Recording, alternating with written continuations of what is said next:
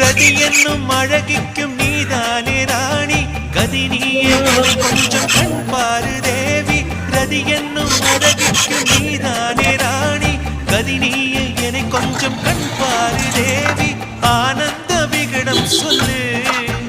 என்னை பேரின்ப நதியில்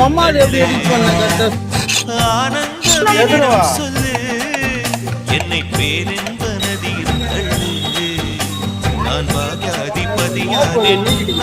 கண்ணே உஷா பசம் பொண்ணே உஷா குங்குமம் போல் வந்த குங்குமமா சிவந்ததென்னவோ கொஞ்சம்